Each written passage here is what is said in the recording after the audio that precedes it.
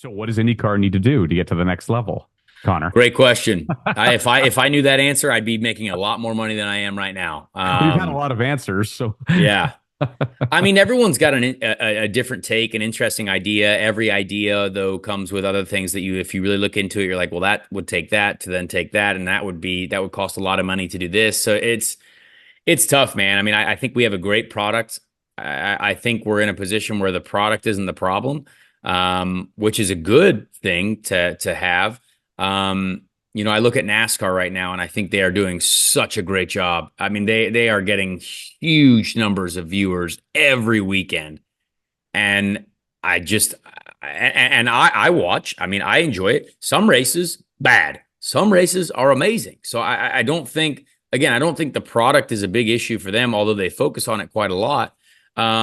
But for us, it's just general awareness. I think general awareness is such a big issue for us. If you say you race cars, it's like, well, do you race NASCAR? It's like, well, I'd like to say something like, I'd like people to start asking, well, do you race IndyCar or NASCAR? Or now it's Formula One. Obviously, Formula One is so popular because it became like the hip thing to like, it's true. because of Netflix, which again is great. I think a rising tide raises all ships, as they say, but there's just a general lack of awareness for us. And I think the gaps in our schedule, we need 20 races instead of 17. We can't have a month in between the races.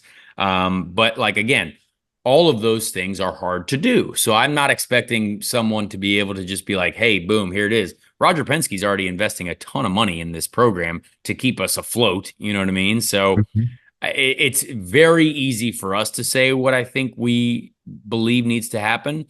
They've done a lot of work. I've seen a lot of great work done.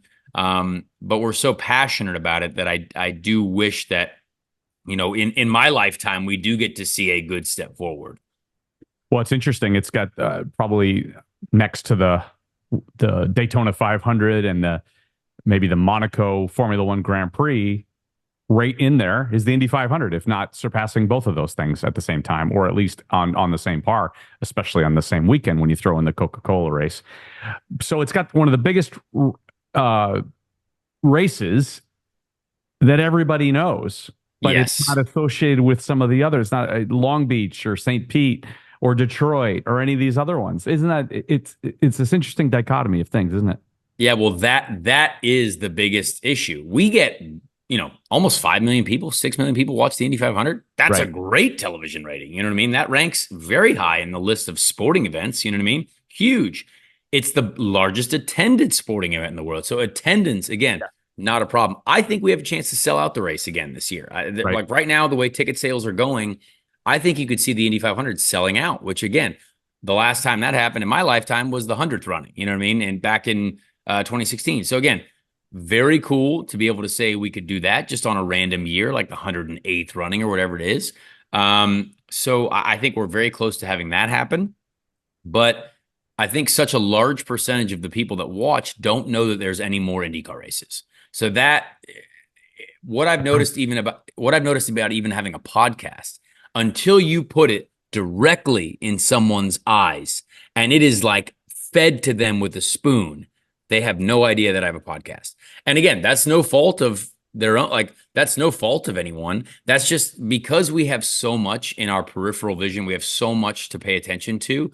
Unless something really catches you and it's like put right in front of your face, you are not going to care at all. And so we have to figure out a way to just make people care more than the Indy 500.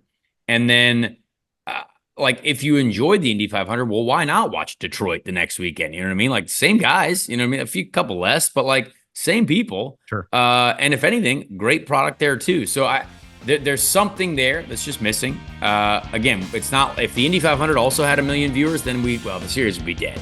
But it doesn't. It's very strong. It's got so much hype. We've got Kyle Larson this year. We've had Formula One drivers there the last couple of years. I mean, everything about the Indy 500 is like knocking it out of the park. Just have to spread that out a little bit.